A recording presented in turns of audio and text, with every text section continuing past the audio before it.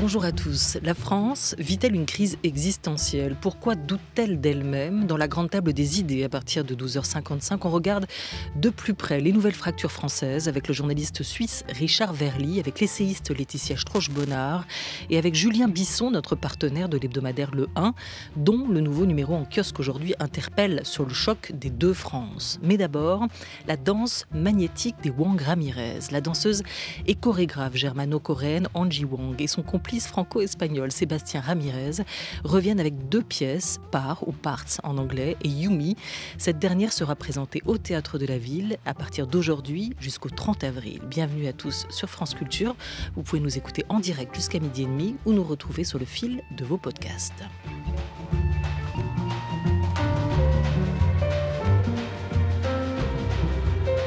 France Culture, la grande table, Olivia Gesbert. Chorégraphier, ça peut être incarner une abstraction, c'est organiser des mouvements dans le temps et dans l'espace, c'est défier la gravité, c'est sauter et tourner, c'est peut-être la définition, la dernière, la plus grande éloquente, c'est quelque part célébrer notre humanité. Et mes partenaires sont la musique, les danseurs et la nature. Voilà, c'est quelque part le compte-rendu de 40 ans de métier. Il y a fort à croire que nos 2 invités se retrouvent aujourd'hui dans cette définition de la danse, de la chorégraphie d'Anne-Theresa de Kersmaeker, à la croisée du hip-hop, de la breakdance, de la danse contemporaine. Ils ont élaboré un langage chorégraphique qui leur est propre, bien à eux, dont ils vont nous parler aujourd'hui. Bonjour Angie Wang. Bonjour. Bonjour et bonjour à vous Sébastien Ramirez. Bonjour. Bonjour à tous les deux, les Wang Ramirez comme on dit, comme on vous appelle aujourd'hui, puisque vous formez un couple à la scène. Vous travaillez ensemble depuis un certain nombre d'années maintenant, et ensemble, c'est-à-dire de manière soudée, vous développez des projets, vous les imaginez, vous les pensez et vous les réalisez. Cette définition de Anne-Theresa de Kersmaeker, de la danse, de la chorégraphie, vous convient-elle ? Est-ce que vous ajouteriez un point bien à vous ? Qu'est-ce que la chorégraphie ? Si vous voyez, moi, en tant que danseur hip-hop et puis spécialisé au sol, donc tout ce qui est gravité, défier, les mouvements du corps et puis le sol et puis tout ce qui est aérien, donc il y a la nature aussi, l'inspiration, je m'y vois totalement. Je rajouterais même plein de choses puisque la danse est tellement riche et puis les expériences que l'on vit dans ce milieu-là, c'est juste incroyable. Donc pour moi, c'est bon. Wang Ramirez, c'est devenu presque une marque. Vous avez créé votre propre compagnie, société de production. Qu'est-ce que c'est les Wang Ramirez ? C'est d'abord nous 2. On s'est installés, ça fait plus que 10 ans. Depuis là, on a vraiment créé tous ensemble tout le temps. C'est une collaboration, c'est vraiment un travail aussi, des relations en couple aussi, parce que c'est pas évident toujours de travailler ensemble et de vivre le jour de la vie ensemble aussi. Donc c'est toujours des compromis à trouver et des solutions, comment on peut continuer à travailler. Comme ça. À la vie comme à la scène. Wang Ramirez, c'est donc une collaboration, comme vous dites, Angie Wang, mais c'est aussi une promesse. Laquelle pour vous ? Quand on va voir les Wang Ramirez, qu'est-ce qu'on sait qu'on va pouvoir découvrir, avoir, recevoir comme émotion ? Je pense que c'est toujours une évolution artistique pour nous. Donc on est aussi dans l'inconnu des fois. On ne sait pas où est-ce que l'on va. Je pense que ce que l'on va venir voir, c'est notre ADN, elle reste toujours un peu les mêmes lignes. C'est très esthétisant notre travail. On développe le mouvement et on essaie d'amener notre vocabulaire toujours sur des horizons un peu différents. Et ça, c'est un peu la surprise aussi de chaque projet que l'on fait. Parce qu'on se lance dans des projets et on apprend en même temps dans chaque projet que l'on installe.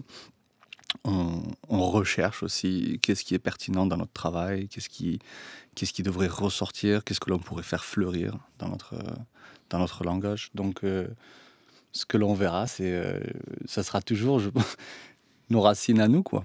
Et ce vocabulaire, il est polyglotte, Ouais. vraiment. Ça, c'est une des particularités, singularités de votre danse à tous les 2. Vous êtes allé le piocher où, ce vocabulaire ? Dans quel registre ? Piocher où, ça veut dire d'où on a développé. Oui. Bon, Dans quelle danse vous êtes allé le peut-être chercher ? Déjà, à la base, on est des danseurs qui sont autodidactes. Ça veut dire qu'on a vraiment appris la danse aux chorégraphies dans une certaine communauté de hip-hop. C'est une communauté où on se retrouve dans les salles, dans les endroits et on échange. On fait comme on le sent, on est dans l'instant et voilà, il y a la motivation, c'est vraiment la communauté, les gens qui on est entouré. Oui, en fait, en tant que danseur hip-hop, à la base, nous, on a appris de nous-mêmes, quoi. De nous-mêmes avec notre groupe, et puis on a évolué en tant que danseur hip-hop dans le milieu hip-hop. Et après, par le temps, on a découvert et on a évolué avec toute la richesse de la danse contemporaine. On s'est inspiré, on a regardé du travail, comment il a été fait, qu'est-ce que ça veut dire aussi. Il y a une grosse différence entre la performance technique et le vocabulaire que l'on développe en tant que danseur, puis la faire exprimer, la faire raconter une histoire, être sur scène, dégager des émotions. Et tout ça, c'est quelque chose qui se fait pour nous de fil en aiguille à chaque fois que l'on fait un projet. Et on est en développement constamment, mais on n'a pas eu cette chance de pouvoir étudier la danse. Aucun de vous deux. Il n'y a pas de formation technique, en classique, en contemporain, en moderne jazz. Si. Classique, Onji a eu une formation classique quand elle était jeune, un petit peu. Et mais quand même. Elle a eu des codes classiques, voilà. Oui, j'ai des codes classiques, mais pas une formation où j'ai vraiment comme une bac ou conservatoire. Elle vous a servi cette formation ou il a fallu au contraire déconstruire ce qu'on vous avait appris? Non, je pense que toutes les formes d'expérience corporelle, c'est quelque chose depuis la jeunesse c'est comme une éponge. Notre corps il a des mémoires. Donc tout ce que j'ai vécu en gymnastique, en ballet classique, c'est quelque chose qui a beaucoup nourri la base Ça apporte énormément. Je pense que tout ce que tu peux étudier en amont, et forcément, ça, c'est un bagage que tu emportes avec toi dans ton voyage. Donc c'est un plus, je pense. Et je pense que personnellement aussi, j'aurais beaucoup aimé avoir l'occasion de travailler dans une école ou voir un peu comment fonctionnent d'autres milieux, d'autres styles de danse et tout ça. Mais qui vous a appris le hip-hop, vous par exemple, Sébastien Glass? C'est une culture, le hip-hop à la base, et j'ai baigné dedans dans d'autres disciplines. C'était pas forcément la danse, mais c'était quoi? Dans le rap, dans tout ce qui était... j'aimais beaucoup tout ce qui était les lyrics, le message, le texte, que ça imprégnait en fait. C'était une culture où on vivait un peu séparément de la société. Et on était un peu chacun porteur d'un message, sans savoir exactement c'était quoi. Et la danse hip-hop m'a pris parce que j'étais très physique, j'aimais la gymnastique, les acrobaties, la musique. C'était le bon complément. Et donc j'ai commencé à développer ma danse et puis mon vocabulaire. Donc, on se rencontrait avec des amis, on commençait à danser. Ça, c'était en 95. Et en 95, il n'y a pas Internet, donc c'était différent. L'approche était différente. On connaissait des danseurs un peu à droite, à gauche. On se rencontrait comme ça. Et puis, petit à petit, on a fait grandir j'ai fait grandir ma passion. Et après, on a rencontré les danseurs, j'ai rencontré le milieu. Et puis, de fil en aiguille, on est arrivé à monter des spectacles, et à monter une propre compagnie de danse, qui n'avait rien à voir avec mes envies à la base. 2004, c'est votre rencontre, je crois, à tous les deux. Plutôt avant? Oui, 2005. Ouais, 2005, c'était. 2005. Ouais. Vous vous rencontrez comment? Et qu'est-ce qui vous donne surtout envie de danser ensemble? On s'est rencontrés à l'entraînement, comme elle disait, cette communauté où on se rencontre, les jeunes, où on danse et puis on échange. Onji, elle a rejoint un peu cette communauté-là. Et puis, je l'ai vu danser, j'ai vu ses mouvements, j'ai trouvé ça très attrayant. Et j'étais super débutante. T'es débutante. Donc, j'avais envie de créer, de développer. J'avais déjà ma compagnie et puis j'ai commencé à l'approcher, à dire on va monter un truc ensemble. Et c'est comme ça que ça a commencé. Et du coup, on s'est mis à travailler ensemble. Et petit à petit, moi, j'avais déjà une compagnie qui s'appelait Sébastien Ramirez à la base, qui est devenue Wang Ramirez avec le temps. Donc, on a monté un premier duo, un premier spectacle. Ça a bien fonctionné et on a continué. Complémentaire et à égalité aujourd'hui. On va le voir aussi dans la manière dont vous créez. Combien de pièces vous avez déjà, de spectacles, de ballets, vous avez déjà monté ensemble depuis Wang Ramirez, depuis 2010? Je dirais une dizaine, 12, 13. Dizaine, oui. Une dizaine de productions. On parle un peu de celle que vous venez de créer, de Yumi, qu'on peut voir actuellement, qui a été imaginée avec le Théâtre de la Ville, qui est visible donc à Paris jusqu'au 30 avril, mais elle va voyager, cette pièce aussi. On en écoute, si vous le voulez bien, un extrait. Madre mía. Vamos allá. Castañuela. Instrumento de percusión que utilizamos en España para la danza española. Sí, para el flamenco también. ¿Vale? Ok. I go. Vamos allá.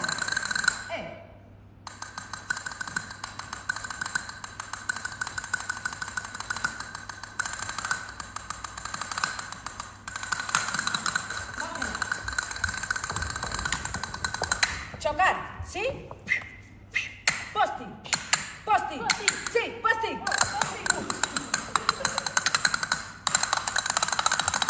¿Ya? Come on, ale.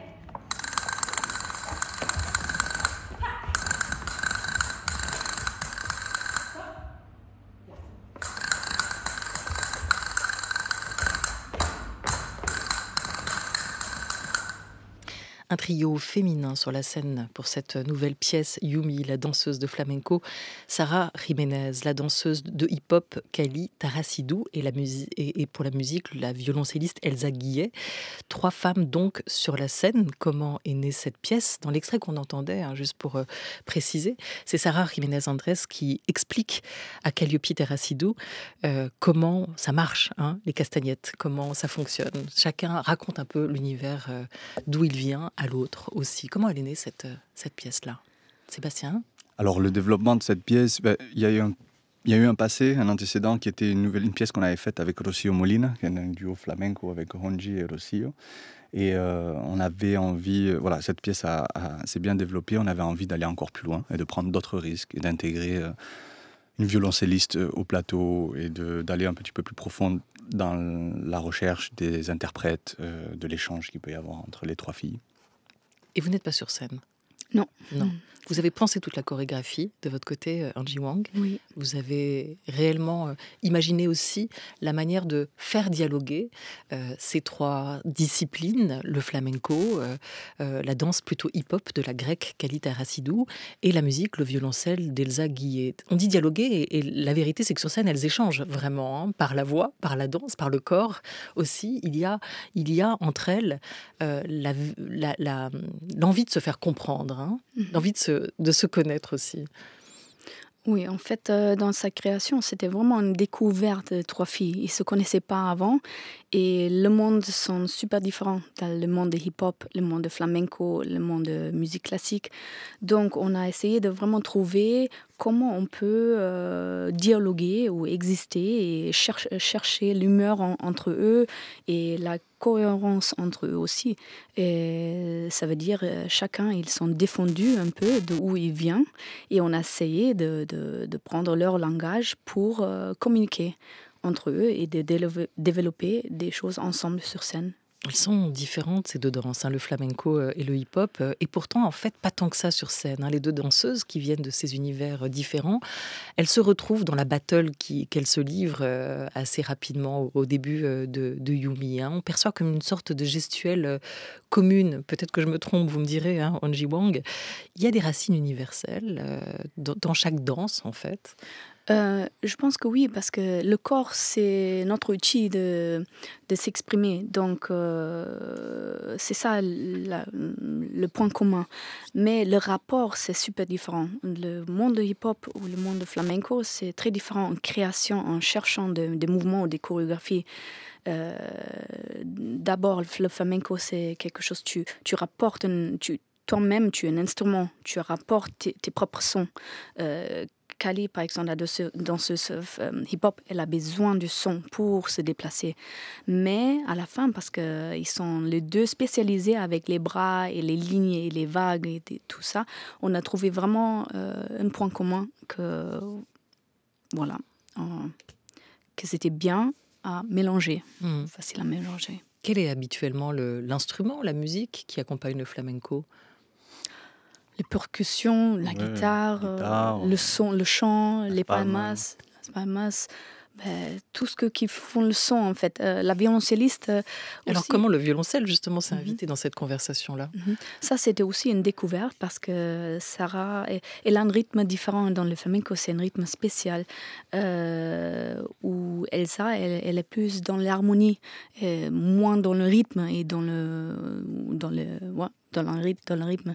Donc, on a essayé de trouver vraiment un accompagnement de violoncelliste, mais aussi d'amener un côté très rythmique. C'est pour ça qu'on a rajouté une sorte d'instrument, electric paddle, qui enregistre des loops pour créer certains rythmes. Et ça a bien marché avec les deux. Vous avez évoqué votre première collaboration en 2015 pour Felaicum avec Rocío Molina, hein, qui était chorégraphe, danseuse de flamenco. Elle l'évoque dans cet extrait qu'on écoute. Vous savez, le flamenco est plein de codes. C'est vraiment un art très codifié. Et on peut jouer avec ces codes, ça c'est sûr. Et il y a une interaction entre les musiciens, des regards, ou également des éléments techniques. Il y a un langage extrêmement varié, un éventail très large. Mais cela peut être quelque chose qui est très amusant. Et moi, j'aime que cette offrande des musiciens, j'aime qu'ils me provoquent aussi. Et puis, j'aime qu'ils me fassent des propositions. Et puis, cette surprise qui est créée entre nous tous. Et puis, je les provoque aussi. Je modifie les choses. Et évidemment, le flamenco me laisse cette possibilité. En tout cas, le flamenco que moi, je comprends et que j'exprime. Voilà, ce qu'elle exprime à travers cette danse, à travers son flamenco aussi. On l'entend bien, hein, cette interaction qu'il y a entre la musique et la danse, qui est au cœur d'ailleurs de votre travail chorégraphique aussi, hein, Sébastien Ramirez.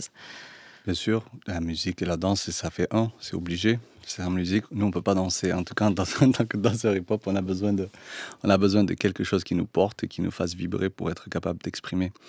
Et c'est vrai qu'en tant que danseur flamenco, c'est différent parce qu'on crée la musique avec notre corps. Donc, il y a un atout en plus qui est intéressant. On parlait de les débuts des Wang Ramirez, 2010, une dizaine de pièces créées ensemble, et notamment la première, Mon Chichi, qui était peut-être votre première déclaration d'amour, déclaration de danse ensemble.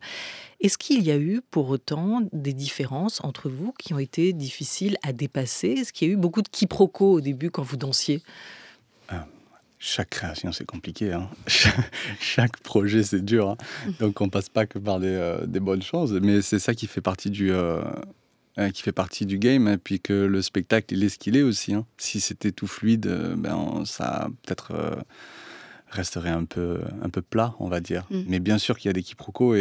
Et surtout, artistiquement, ce qui est compliqué, c'est partager les goûts et les couleurs. Hein. Il y a des choses que tu aimes, des choses que tu n'aimes pas. Des fois, c'est pas facile à défendre, quelque chose que tu n'aimes pas, ou que c'est juste quelque chose que tu ressens. Et on est beaucoup sur le ressenti, tous les deux.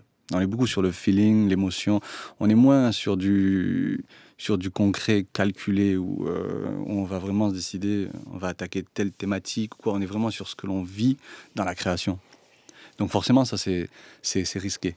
Est-ce qu'elle n'est pas là, la force de votre duo, avoir justement eu des goûts, des envies, des sensations différentes et avoir appris à vous les faire aimer l'un l'autre plutôt que d'avoir, dès le début, aimé les mêmes choses? Je pense que ça est devenu un peu naturel ou inconsciemment, mais je dis aussi plutôt, quand je regarde derrière, la première fois, c'est toujours un peu plus facile, un peu moins difficile, ou plus facile parce qu'on attaque une création, on fait notre première chorégraphie un peu... naïvement. Un peu naïvement, on avance. Ou avec des... intuition, et de plus en plus avec l'expérience ça devient plus dur parce que tu es plus célèbre, c'est ça? Cérébral. On est plus conscient de choses, on écoute beaucoup des critiques aussi qui nous retient un peu, fait réfléchir. Ça devient plus confus après, mais je pense que c'est un arc ou c'est un chemin naturel d'un artiste de commencer bien et après de se perdre et de se retrouver à un certain temps. Donc j'ai l'impression que... L'apprentissage constant. Ouais, comme vous cherchez parfois vos mots, Angie Wang, parfois on cherche aussi ses gestes et on cherche la manière de pouvoir communiquer en dansant. Alors mon chichi, justement, dans cette pièce-là, dans ce ballet-là, vous dansiez et vous parliez à tour de rôle coréen, allemand, espagnol, français, anglais. Sébastien, vous êtes français aux origines, avec des origines espagnoles et vous avez donc croisé les chemins chorégraphiques de Angie, qui est née à Francfort, de parents coréens.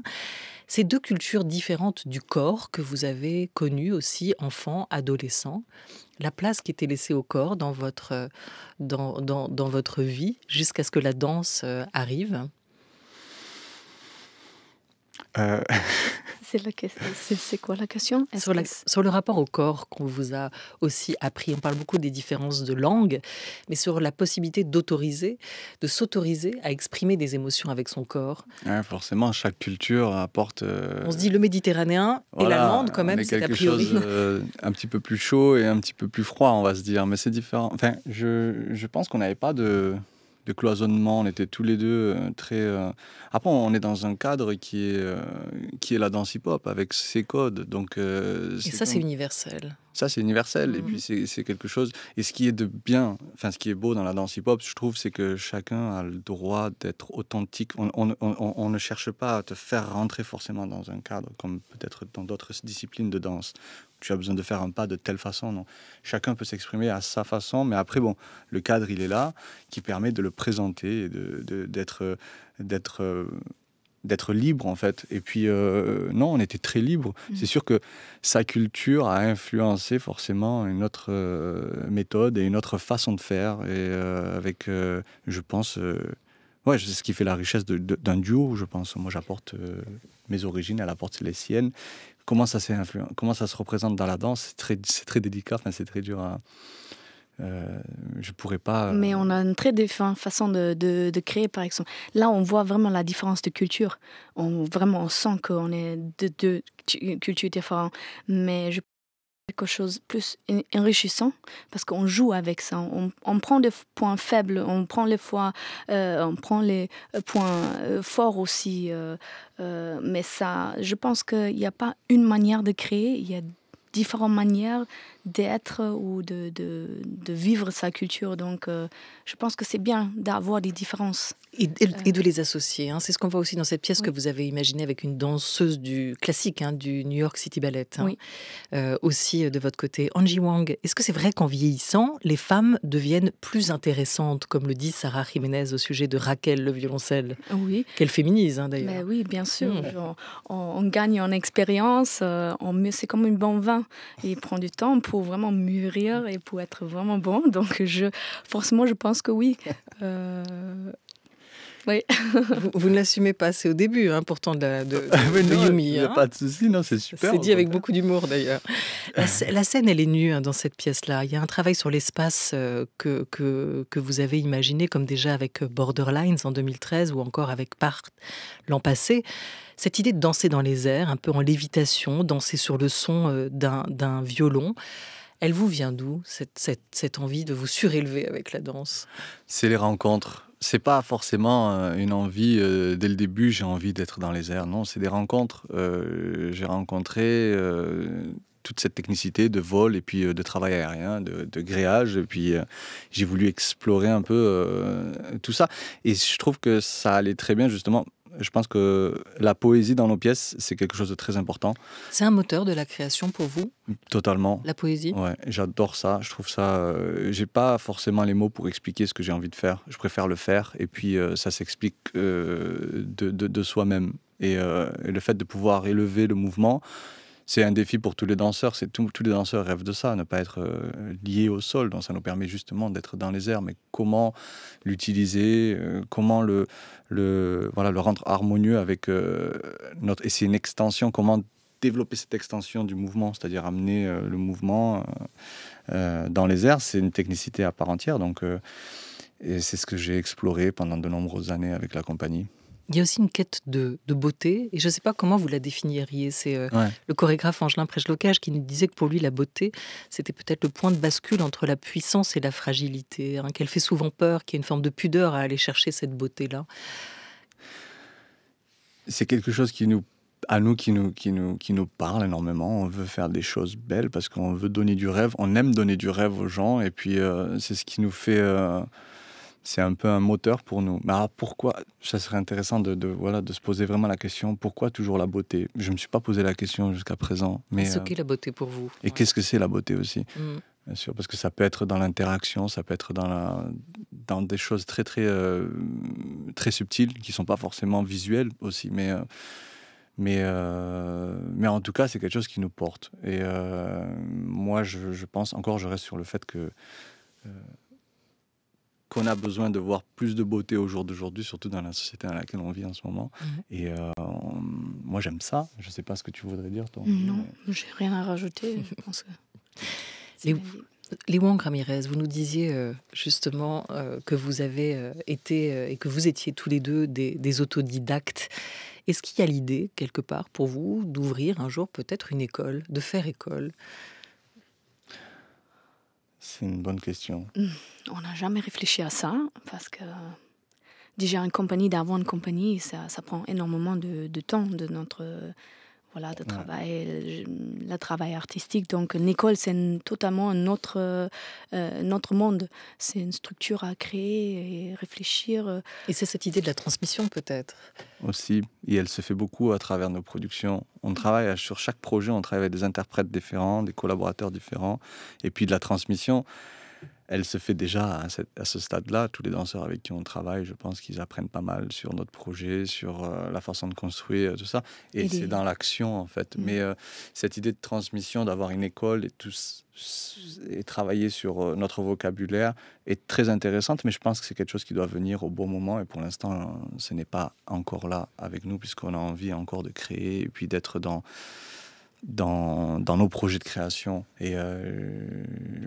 pour l'instant, on se retrouve pas dans ça pour l'instant. Bon, puis il y a un petit Wang Ramirez qui est arrivé. Oui. Et c'est peut-être lui qui sera Ça va être une sacrée transmission. Le premier enfant et le premier héritier. Vous avez créé avec cette compagnie aussi les conditions de l'autonomie. Et on imagine que c'est important aujourd'hui, en 2022, quand on veut danser, quand on veut pouvoir créer, de se donner les moyens et de trouver l'écrin, le cadre nécessaire pour pouvoir travailler et avancer. On peut voir votre nouvelle pièce, Yumi, en ce moment à l'Espace Cardin au Théâtre de la Ville à Paris, jusqu'au 30 avril. Merci beaucoup, Angie Wang. Merci, Sébastien Ramirez, d'avoir été avec nous. De rien, avec plaisir. Merci à vous. Merci.